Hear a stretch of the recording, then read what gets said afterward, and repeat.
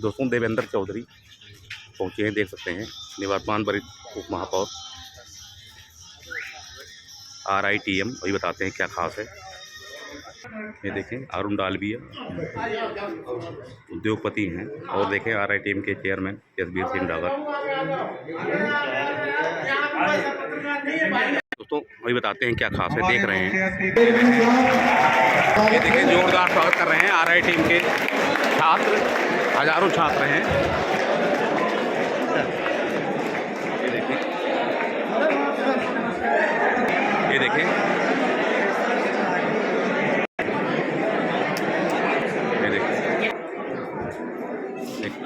Mr. Devendra Chaudhary ji, can you please ask me? ये देखें RITM के chairman Jasbir Singh Dagar स्वागत कर रहे हैं देवेंद्र चौधरी का। ये देखें उद्योगपति अरुण डालमिया देवेंद्र चौधरी का स्वागत करते हुए। ये देखें जोरदार स्वागत RITM में देवेंद्र चौधरी का। वरिष्ठ भाजपा नेता हैं, निवर्तमान वरिष्ठ उप महापौर हैं। ये देखें साल उड़ाकर स्वागत वरिष्ठ उप महापौर देवेंद्र चौधरी का RITM के चेयरमैन जसबीर सिंह डागर द्वारा। Ratan institute management and technology hotel Palwal जिले। देखें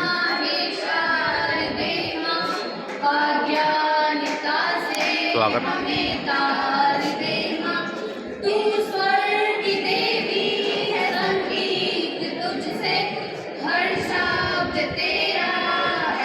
संस्थान की छात्राएं हैं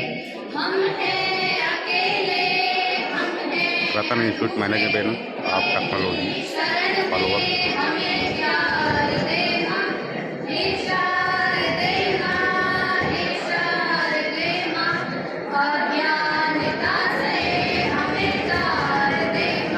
जो मुख्य अतिथि हैं श्री देवेंद्र चौधरी, मैं उनका हार्दिक अभिनंदन करता हूँ।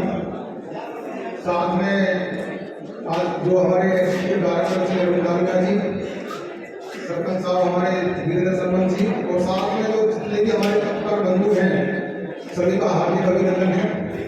और आज के कार्यक्रम की शुरुआत करते हुए हमारे रेस्पेक्टेड चेयरमैन सर, साथ में हमारे जो HODs हैं, स्टाफ मेंबर हैं और जो हमारे सारे न्यू स्टूडेंट हैं, सभी का स्वागत है इस फ्रेशर पार्टी में। तो मैं मुख्य अतिथि जी को अपने कैंपस के बारे में कुछ बताना चाहूँगा, ब्रीफ करना चाहूँगा।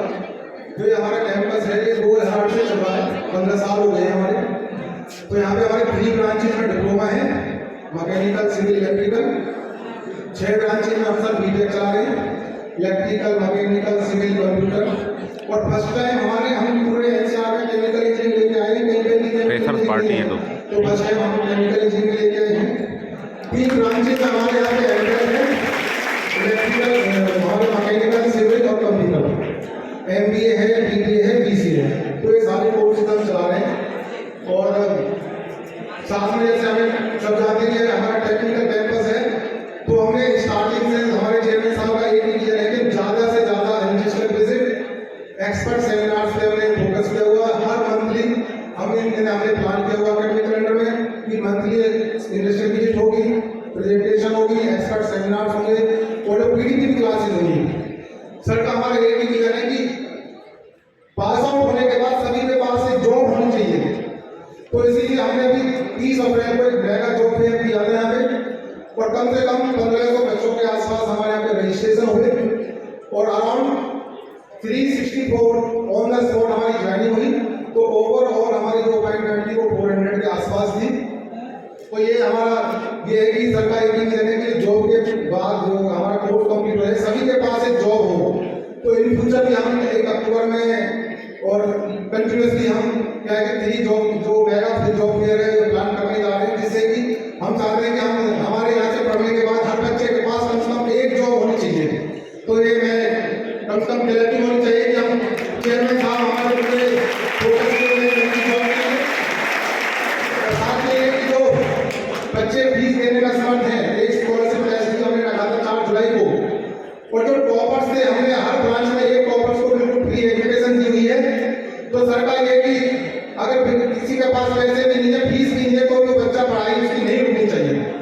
तो इसी पे मैं यहाँ पे विराम देना चाहूँगा और मैं चेयरमैन साहब को आमंत्रित करूँगा कि वो अपने आके 2 शब्द कहें और हमें विराम करें।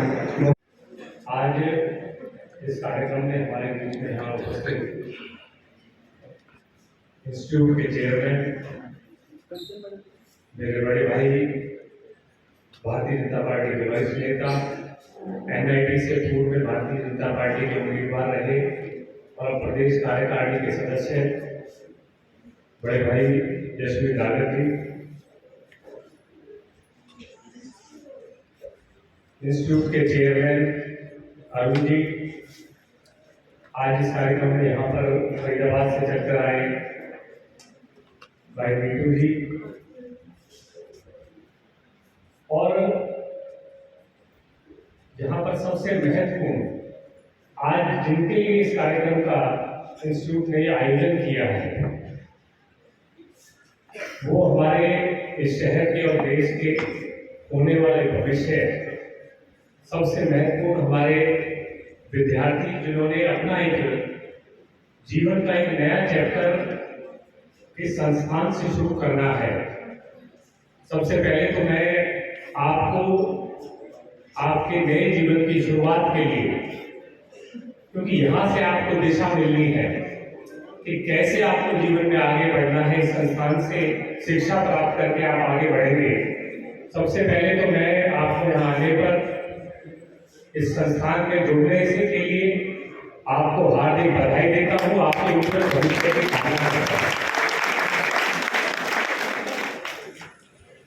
देखिए, मुझसे पूर्व चेयरमैन साहब ने बड़े विस्तार से बताया कि यह संस्थान कोई नया संस्थान नहीं है और विशेषकर टेक्निकल एजुकेशन के बच्चों को कहीं ना कहीं जिज्ञासा रहती है कि जिस तरह से पिछले लगभग 15-20 वर्षों में टेक्निकल एजुकेशन के संस्थान इतनी तेजी से बढ़े हैं, तो उनका भविष्य कैसा रहेगा, कैसे सिक्योर होगा। चाहे उनके लिए नौकरी की बात हो, चाहे उनके अपने कोई व्यापार के नए रास्ते ढूंढने की बात हो, लेकिन मुझे पूर्ण विश्वास है, और ये विश्वास इसलिए नहीं कि केवल बातें रखी गई हैं। इस संस्थान में और यहाँ की मैनेजमेंट ने ये बीते 16-17 वर्षों में करके दिखाया है, और उसी का परिणाम है कि यहाँ के पढ़े हुए बच्चे आज जिस तरह से उनकी प्लेसमेंट हो पाती है, वो अपने आप में एक उदाहरण है कि यहाँ पर आप पहुंच जाना आपके लिए सिक्योरिटी है अपने जीवन के में आगे कामयाब होने के लिए। लेकिन इसमें एक बात और साथ में जोड़ना चाहता हूँ। देखिए, केवल संस्थान मात्र में पहुंच पाना, इससे सब कुछ नहीं होने वाला। आपका अपना भी कर्तव्य है, आप अपनी मेहनत और लगन से, देखिए डिसिप्लिन जीवन में बहुत अनिवार्य है। और मैं धन्यवाद भी देना चाहता हूँ भाई ईश्वर जी का, उन्होंने जिस तरह से आपके समझ से बात रखी कि आप कॉलेज में अवश्य आ रहे हैं। कॉलेज में एक साथ आने के बाद एक परिवर्तन निश्चित रूप से आता है। स्कूल से जो ट्रांजिशन है कॉलेज की तरफ, तो वहाँ बच्चे इंडिपेंडेंट भी होते हैं, लेकिन इंडिपेंडेंट होने के साथ साथ कहीं ना कहीं एक अति आत्मविश्वास भी कई बार आ जाता है, चाहे अपने गुरुओं के प्रति हो, अपने टीचर्स के प्रति हो। वो वही भावना जो हमारे स्कूल के समय में हमारे टीचर्स के लिए, हमारे अध्यापकों के लिए हमारे मन में रहती है, वो निरंतर रहनी चाहिए। और तभी किसी ने कहा है कि आपको सही मायने में कोई दिशा देने वाला अगर है, चाहे स्कूल की बात हो, चाहे कॉलेज की बात हो, चाहे जीवन में आगे बढ़ने की बात हो, तो वह गुरु है जो सही दिशा देता है। इसका एक बहुत बड़ा उदाहरण स्वामी रामकृष्ण परमहंस जी ने दिया। जब स्वामी रामकृष्ण परमहंस जी से उनके किसी ने प्रश्न किया कि स्वामी जी, क्या गुरु का होना जीवन में बहुत जरूरी है? क्या परमात्मा को पाने के लिए गुरु के बिना परमात्मा को नहीं पाया जा सकता? तो स्वामी जी ने उस व्यक्ति को समुद्र की तरफ जाते हुए एक विशालकाय समुद्री जहाज की तरफ इशारा करके कहा, जिससे एक छोटी सी नौका बंधी हुई। तो स्वामी जी ने कहा कि ये जो विशालकाय समुद्री जहाज है, ये इस नौका को खींच कर ले जाएगा और दूसरे किनारे पर भी लगा देगा, उसके गंतव्य तक पहुंचा देगा और बहुत जल्दी पहुंचा देगा।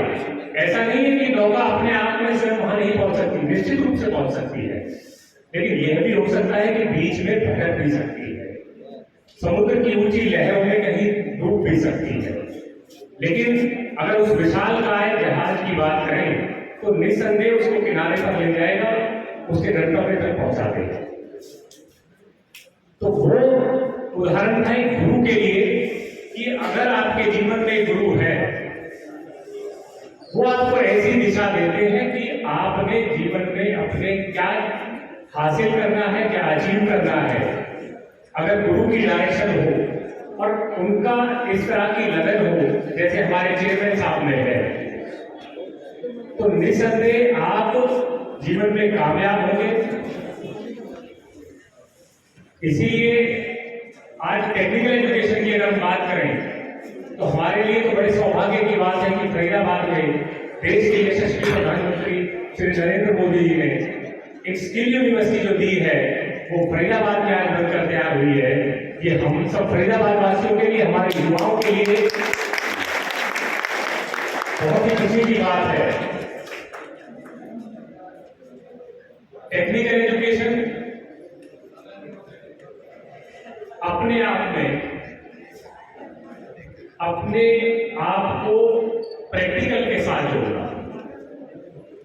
यहां पर लैब, जैसा भाई सुनील जी ने कहा कि एक लैब का होना बहुत महत्वपूर्ण है, और लैब का भी समय समय पर उसको अपडेट करना, जैसे उन्होंने कहा कि जैसे उनका संस्थान करता है कि कहीं ना कहीं अगर टेक्नोलॉजी पुरानी हो रही है और जैसा आज का समय है इसमें टेक्नोलॉजी बहुत तेजी से बदलती है, उसके साथ अपने पेस को मैच करना, वैसी लैब हमें उपलब्ध कराना। लेकिन वो लैब केवल बनकर रह जाए और टेक्निकल एजुकेशन के स्टूडेंट उसका इस्तेमाल ना कर पाए, उसको इस्तेमाल करने से थोड़ा कहीं हिचक रहे, पीछे रह जाए, तो उसमें जो इंस्टीट्यूशन का जो सोच है, आप लोगों को उस तरह की शिक्षा देना जिससे कि प्रैक्टिकल एजुकेशन के साथ आप जीवन में आगे बढ़ सके, वो पर्पस कहीं ना कहीं डिफीट हो जाता है। लैब का पीरियड है, हम गए, हाजिरी लगाकर आ गए, और उसमें जो हमें सीखना था 1 घंटे 2 घंटे के लिए, जो अपने हाथ से काम करना था, ठीक है, आपको हम भी ये चाहेंगे बड़े से बड़ी पदों पर आप पहुंचे, लेकिन अपने हाथ में भी हुनर होना चाहिए। जब आपको आगे ये काम लेने हैं, काम कराने हैं, तो कहां गलती हो रही है उसके बारे में प्रैक्टिकल जानकारी आपको हो। और आज देखिए प्रधानमंत्री जी ने तो 13,000 करोड़ का और पीएम विश्वकर्मा योजना के तहत एक नई स्कीम लाकर जो हमारे शिल्पकार हैं, कारीगर हैं, उनको मजबूत करने के लिए 13,000 करोड़ बजट लाए हैं। तो उन सबके साथ मिलकर आपको काम करना है। आपने उनके साथ जब काम करना है तो कहाँ छोटी छोटी त्रुटियां रह जाती हैं, कमियां रह जाती हैं, उनके ऊपर बड़ी बारीकी से ध्यान देना है। तो अंत में यही कहते हुए, क्योंकि मैं स्वयं टेक्निकल एजुकेशन का स्टूडेंट रहा हूं, इसमें कहीं कोई कोताही ना हो, आपके टीचर्स के साथ कभी भी कम्युनिकेशन का कोई गैप ना हो। जो चीज आपको चैलेंजिंग लगती है, अपने कंफर्ट जोन से बाहर निकलना पड़ेगा। हर हाल में अगर आपको कामयाब होना है, आप कहीं पर भी कोई हिचक नहीं रखनी। ये आपका परिवार है, संस्थान जिसका आज आप आए, यहाँ पर अगर आपने टीचर्स के साथ, अपने शिक्षकों के साथ अगर कोई हिचक रही, तो आप कहीं ना कहीं कोई कमी छोड़ जाएंगे, जिसको ठीक करने का जीवन में हो सकता है कि दोबारा शायद अवसर ना मिल पाए। और देखिए, कामयाब कोई होते हैं, हमें कामयाबी बड़ी आसानी से दिखती है, अब कई बार क्या देखते हैं कि कोई किसी भी क्षेत्र में अचानक से खबर आती है टीवी पर कि कल मोहम्मद सिराज ने इतनी अच्छी परफॉर्मेंस करी कि 6 विकेट ली और 50 रन पे श्रीलंका की टीम को फाइनल में आउट कर दिया। क्या ये एक दिन में संभव हो पाया? इसके पीछे वर्षों का परिश्रम लगा था, वो मेहनत हमने नहीं देखी। और उन लोगों ने कैसे स्ट्रगल किया है, क्या संसाधनों की भी कई बार कमियां रह जाती हैं, लेकिन उन कमियों के बावजूद भी मैं केवल 2 मिनट आपके और लेना चाहता हूं। आप लोगों ने ये पिछले फुटबॉल वर्ल्ड कप में सबसे ज्यादा नाम जो चर्चित रहा, केवल फुटबॉल वर्ल्ड कप में नहीं पिछले 15-20 वर्षों से, वो किस खिलाड़ी का रहा? मेसी। कई जगह से आवाज आई मेसी। तो मेसी को मेसी बनने में क्या वो एक मैच खेले और निरंतर जो है FIFA world player of the year का अवार्ड लगातार 3 वर्षों तक ऐसे ही मिलता रहा? वो बहुत ही कमजोर घर से आते हैं।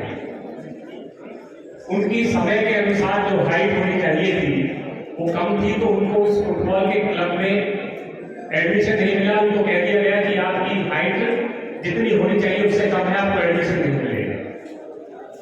क्योंकि माँ बाप गरीब थे, एक फैक्ट्री में मजदूर थे, काम करते थे, डॉक्टर से इलाज का खर्चा पूछा तो देने में सक्षम नहीं थे। उन्होंने बेटे से कहा कि हम आपका इलाज नहीं करा सकते, लेकिन बेटे ने अपने माँ बाप से ये वादा किया कि कोई बात नहीं, इलाज नहीं होगा, लेकिन मेरे को फुटबॉल खेलने से तो मेरा सोचते इस क्लब में तो नहीं जाऊंगा। और 17 साल की मेहनत के बाद वो खिलाड़ी दुनिया का 1 नंबर खिलाड़ी बनता है, FIFA world player of the year का खिताब जिसे मिलता है। इतने संघर्षों के बाद और अखबार में एक बात छपती है कि ये ओवरनाइट सक्सेस है। ओवरनाइट सक्सेस यानी कि रातों रात कामयाबी है। तो ये जो रातों रात कामयाबी मिलती है, जो ओवरनाइट सक्सेस जो शब्द है, इसको आपने ध्यान रखना है कि एक दिन में नहीं आता, इसके लिए वर्षों का परिश्रम लगता है। और आज आप इस संस्थान में आकर आप ये तय करके जाएंगे कि जिस दिन इस संस्थान से निकल कर जाएंगे तो न केवल इस संस्थान का ही बल्कि इस शहर का, फरीदाबाद का, पलवल का, इस पूरे क्षेत्र का नाम रोशन पूरे देश और दुनिया में आप लोग करेंगे। इसी आशा उम्मीद के साथ एक बार फिर मैं चेयरमैन साहब का, उनके सभी शिक्षकगणों का, आप सबका भी यहाँ धन्यवाद करता हूँ, आभार प्रकट करता हूँ कि आप लोगों ने मुझे भी बुलाकर यहाँ ये अवसर दिया कि मैं अपनी बातें आपसे साझा कर सकूँ। और धन्यवाद इसलिए भी कि अपने देश के भविष्य, अपने क्षेत्र के युवाओं को सामने देखकर एक निश्चित तौर पर एक नई ऊर्जा का संचार हमने भी होता है। ये अवसर भाई यशवीर जी ने मुझे दिया, यहाँ बुलाकर जो मान सम्मान दिया, उसके लिए भी एक बार आपका फिर से बहुत